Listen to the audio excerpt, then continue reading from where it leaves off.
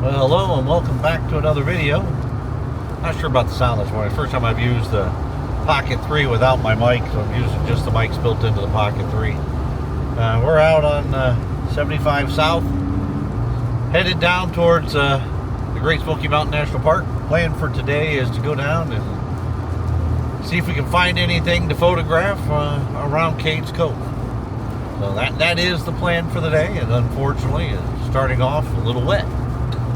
Because it's raining and not great here. Let me turn around so you can see.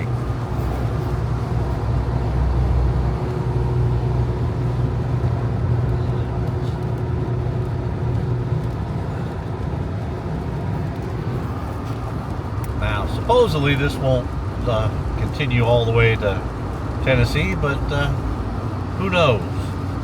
Not supposed to rain down there today, but hopefully here before too long we'll run out of it. But here in my area, it's a little bit north. I'm a little bit south of where I normally am, where I live. But we're calling for this week 4 or 5 or 6 inches of rain. Supposed to rain every day in my area. Why not go south? Get away from it. All right, so next stop is going to have to get some gas. All right, and after that, it's on to Cades Cove. So it's not a lot really to see other than just road driving and things like that for the next 4.5 hours. I mean, that's what you see down here on the GPS. So I may pull you out when we get down to get some gasoline, but if not, we'll see you when we get to Cades Cove. Thanks for coming along, everybody. Well, the good news is we got out of the rain. A little south of Lexington, Kentucky, but we finally got out of the rain, and I'm here getting off the expressway to get gas. Just outside of Richmond, Kentucky. For those of you who travel Interstate 75, you probably know this location pretty well, and for those of you who are outside the U.S. or don't travel this area of the country, you may not be. But this is where the Richmond Buc-ee's is here. Kind of hard to see over there, but for my viewers who don't know anything about Buc-ee's, Buc-ee's prides itself as being the world's largest gas station. There are multiple locations here around the country. All right, there's a couple of them in Kentucky. This particular location is not their largest location, but I believe it has 110 gas pumps here to run again. See from over here, you get a feel for it. This morning it doesn't look too bad. Normally it's a complete zoo anytime you get anywhere near a Buc-ee's, not just because of gas, all right, to fill up your car, but because the inside is, well, unique. It's, whoever came up with this idea is a genius. I don't care what anybody says. I mean, because they are successful beyond imagination. And to be honest, it's not a gas station, at least not for my family. It is a destination. It is just a neat little place to it's not little, but neat place to stop and get something to eat, get some gas, and just kind of enjoy what's going on here. Again, turn around so you can see as we're pulling in. All right, I'm gonna go over and get some gas, so we'll talk here in a little bit. And we'll see if I can do my best Alex Armitage impersonation, fueling up with gas here.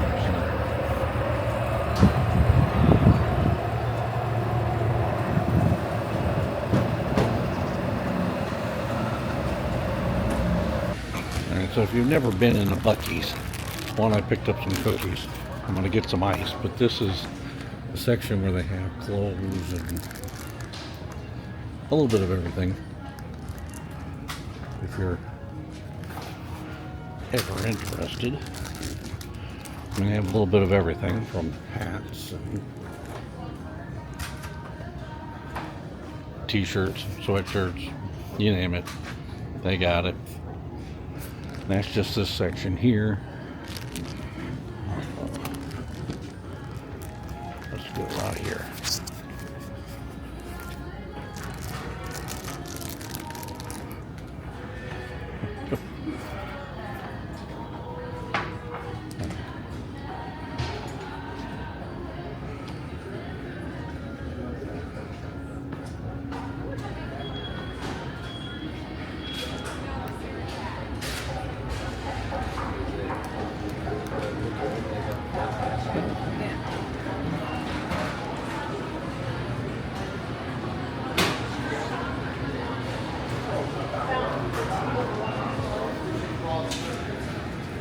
If you like breakfast or you like a good sandwich, Buc-ee is a good place to come. Brisket is fantastic. There, take a look. They're making that.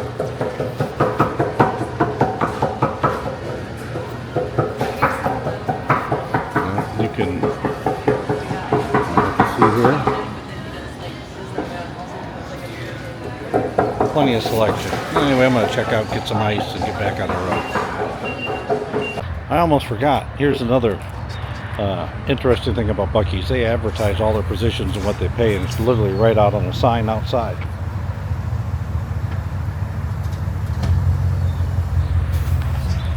So if you're looking for a job, Buc-ee seems to always be hiring. So anyway, let's get my ice and get back on the road. Okay, well, we've made it to Townsend, just outside of the Smoky Mountain National Park, as well as Cades Cove. Stopped off at the Cades Cove Jeep outpost, bought myself a new hat. Hopefully this one will stay somewhat straight on my head. Alright, and we're heading to the park. Got my camera stuff ready. I got my 50 to 200 set up on one camera with the 2.0 TC. Alright, and I've got my other body set up with a 12 to 40 2.8. So hopefully we'll be prepared as we go through if we see anything. And you know, the basic plan here is an afternoon in Cades Cove. What can we do? What can we capture? What's out here? So, you know, it took us about 5 hours to get here today. You know, different thing, couple stops, couple different, you know, traffic issues, but we're here and then we're gonna see what we can capture. So thanks for coming along. I'll get back to here once we get a little bit closer to the actual park itself. Already noticed that my hat still turns, even this one, a little bit. All right, so we're in the park. We're not quite into Cades Cove yet. We were here in the fall. All right, and I stopped and took a picture of Waterfall, you know, on the road in or out of Cades Cove. All right, and figured, you know what, today, not only would I come down here and try to retake this picture, but I do it handheld. You know, kind of, you know, if you remember from the live, you know, we talked about, do you really need a tripod and the great image stabilization?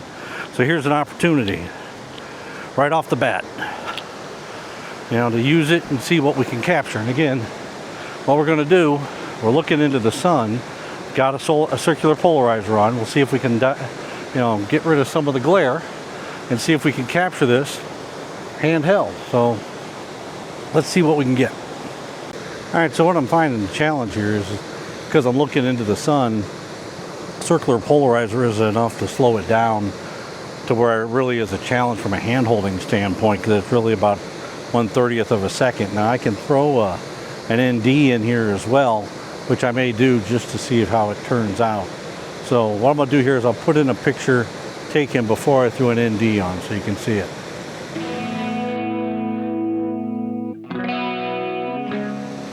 All right, so doing that brought us down to about 1/6 of a second, even with an 8 stop. All right, full, you know, ND filter, not a grad, a full ND filter. All right, so I'll take and put one of those images in here so you can see it.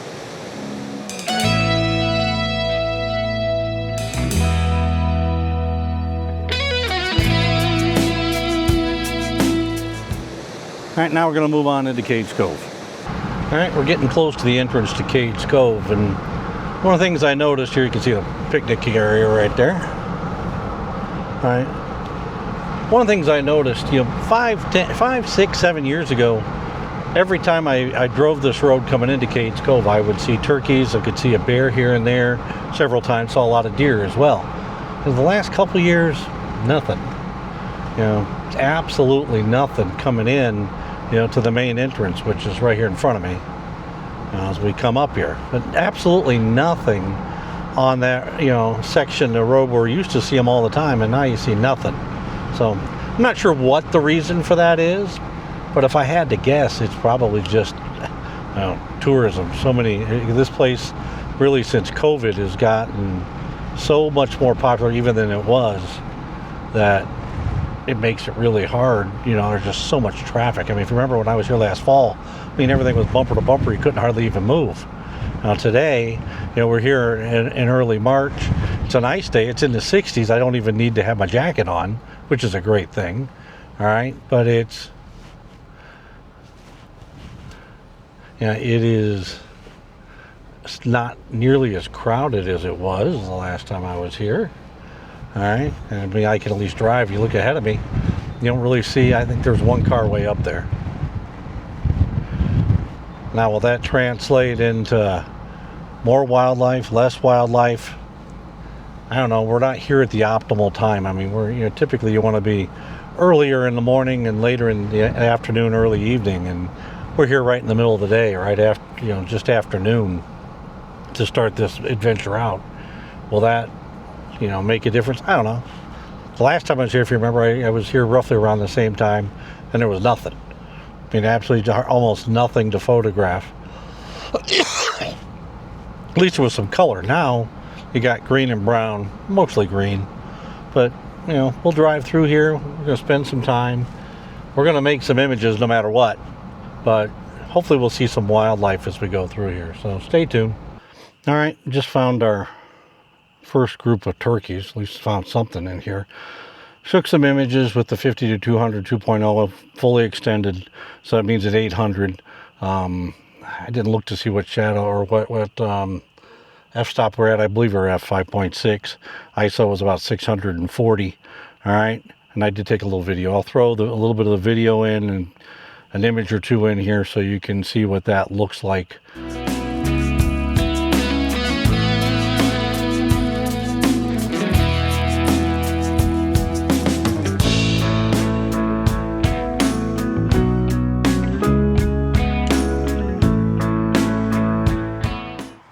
All right, so we're photographing one of my favorite trees right here.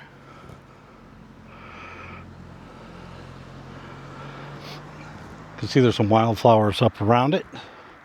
Biggest challenge with this tree is trying to photograph it and separate it from the background. It's just hard to get, unless you want to walk way out into the field, it's hard to get a good angle on it to do it, and even then you got background the other way.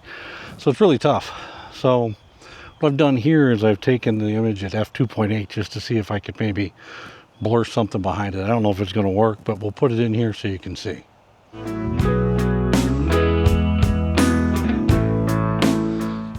All right, so we found our first deer. Looks like 3 does out here in this field. I've taken some pictures of them. Here you can see.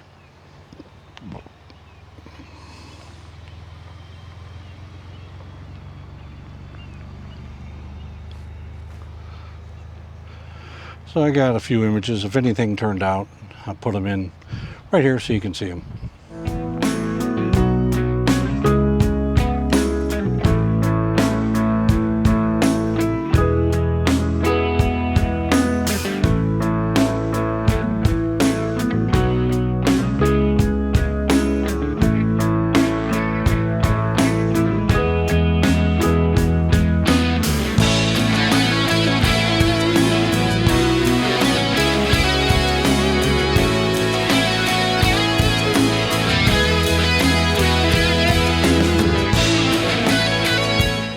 Alright, so we're here by, I don't know, one of the churches.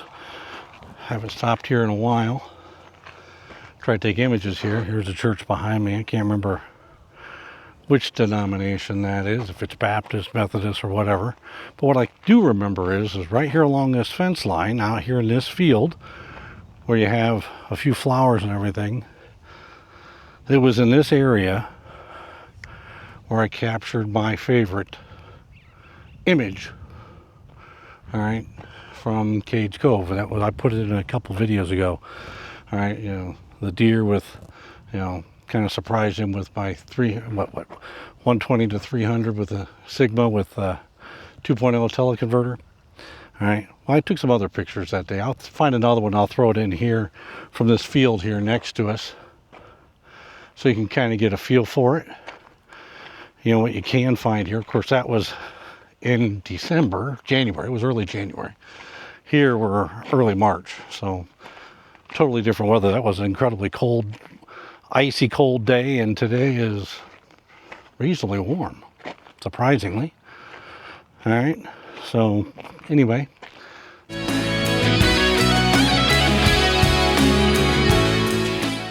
Any of my images of the church turnout, I'll put them in so you can see them.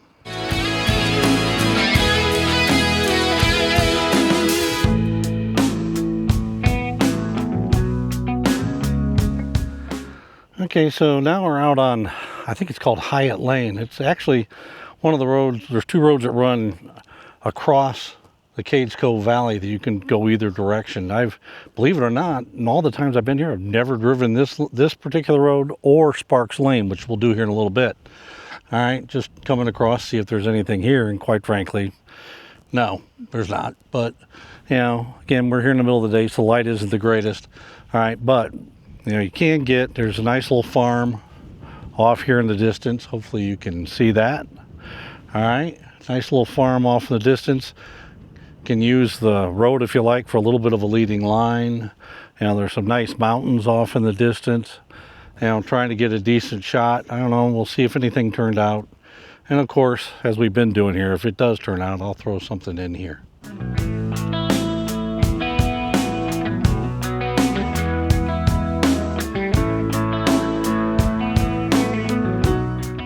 All right, the first church was the Methodist church. The church behind me is the Baptist church.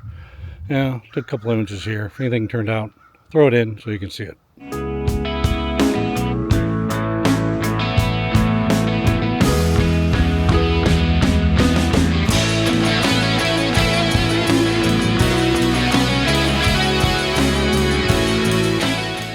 All right, so we've been in the park here now for over 2 hours.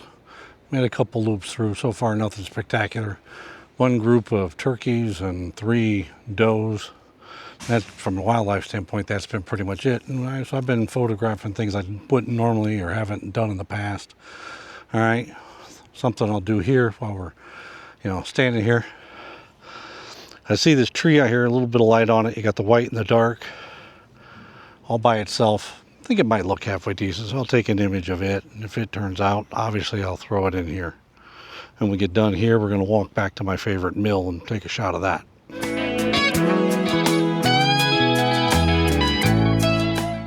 All right, so just like the fall, the mill is closed. As you can see there. You hear the crows.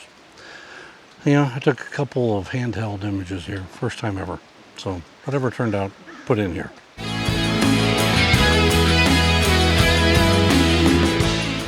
All right, they have the water shut off going to the mill. You can see it right here. Let me turn this around. See the turnaround for you. Nope, didn't want to do it. Let's do it this way. All right, as you can see, they get the side open, the main line up blocked, so the water is running off into the creek. So that's why, you know, when the mill's closed, that's what they do. So anyway, I'm going to take an image from here, just see what it looks like.